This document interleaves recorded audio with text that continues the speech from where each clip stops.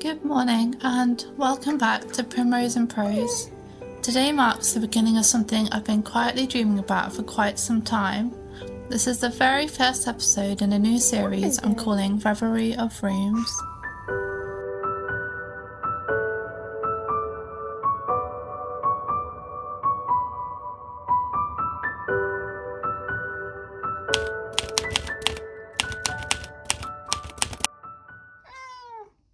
But before any decorating begins, I wanted to enjoy a slow morning. Sometimes creativity arrives not when we are rushing, but in the quiet rituals that make the house feel lived in. A fresh coffee in hand, a wander through the garden. The warm breeze carried that unmistakable scent of clean laundry, while the early sunshine cast a golden glow across the grass, faded by this year's extraordinary heat. It was one of those peaceful mornings that seemed to ask nothing of you except to notice it. Before we begin transforming anything, I thought I'd give you a very quick tour of the hallway in its completely natural state, which is to say, beautifully chaotic. Like most family homes, it's becoming less of a welcoming entrance and more of a place where life pauses for a moment. Shoes waiting to be worn, parcels ready to leave, bags arriving home after long days, and all the little bits and pieces that somehow gather by the front door. I know those everyday things will never completely disappear, and honestly, I wouldn't want them to. They're part of family life.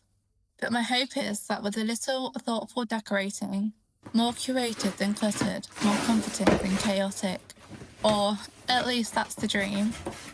Of course, another project wouldn't be complete without a few deliveries arriving along the way.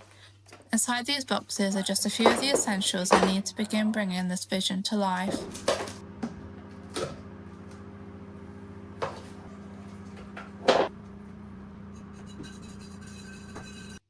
I'm getting excited now.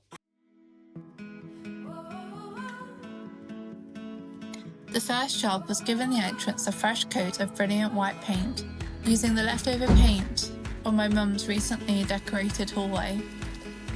My hallway receives very little natural light, so creating a bright foundation felt incredibly important. The white reflects what little daylight we do have and will allow the richer colours I've chosen to really sing without making the space feel too heavy. Choosing colours is honestly one of my favourite parts of decorating. I could spend hours collecting paint cards, comparing undertones and imagining how a room will feel long before the first brush touches the wall. I honestly couldn't be happier with the direction that the journey is heading. After a little reshuffling, and of course moving my hair out of the way, it was finally time to open my order from Coat Paints. And I have to say, I am completely and utterly obsessed. So excited. Every colour somehow feels rich, comforting, and full of personality. The first shade is Big Hoops.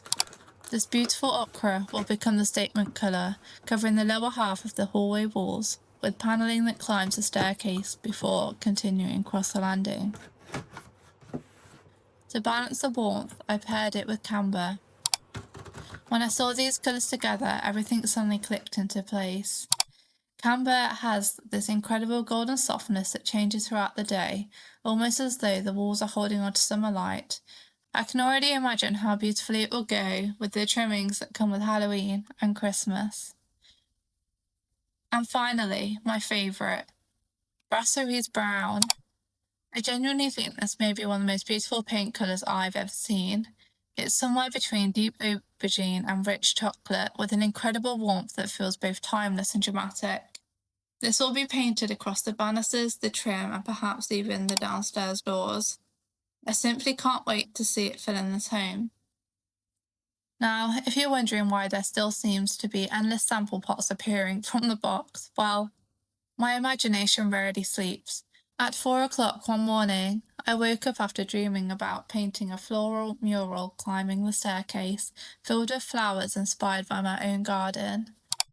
The roses, the canna lilies, and many more, all growing together as though nature had quietly wandered indoors.